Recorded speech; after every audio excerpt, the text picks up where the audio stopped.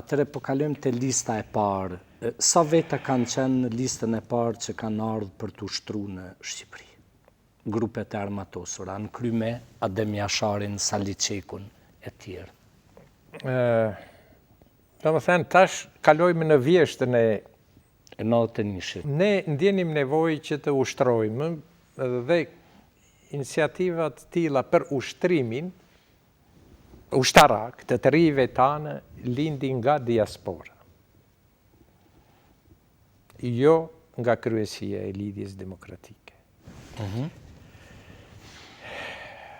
Dhe nga kush diaspora?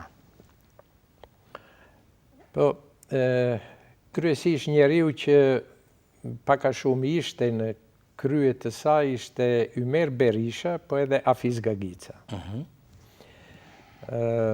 Do më thonë nga Stuttgarti. Po, për cilën nga kryesia ishte informuar vetëm kryetari, Ibrahim Rugova. Dhe këta e dinin bujari edhe unë.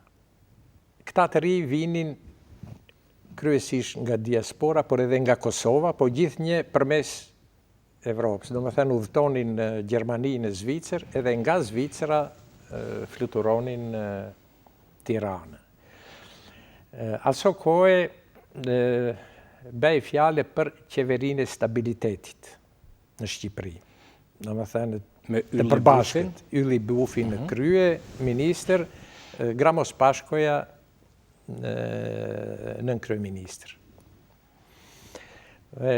Ne kishim një fat të madh që këtë e lejoj një ushtrim projekt të tillë kryetari i shtetit, Ramiz Alia, po kishim një fat të mirë, sidomos unë, që isha atje me ministrin e mbrojtjes që ishte Perikliteta, një personalitet i veçantë, edhe një mik i madh i Kosovës, një intelektual i formatit, dhe ai krijoi të gjitha kushtet. Gjetën në afërsitë Tiranës, unë edhe sot nuk e di atë lokacion ku ka qenë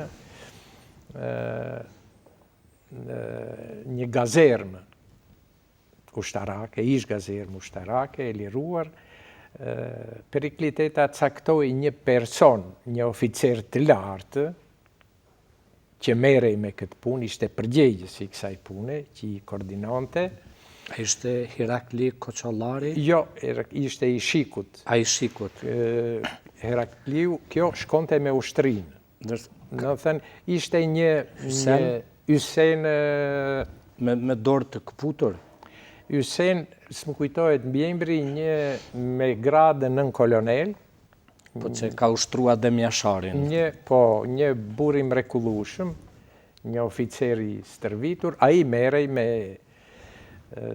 këtë punë dhe ktheheshin përsëri të njëjtës rrugë. Po në atë kohë, vonë, në vjeshtën e vona, në dimër më duket, ne atëre nga Kosova, me iniciativën e Recep Gjergjit, që ishte antar i kryesisë, edhe Anton Kolës, kërkuan prej meje që të stërvisin edhe disa të rinj në Shik për kundër zbulim. Dhe dërguan një grup njerëzish, të gjithë me pseudonim.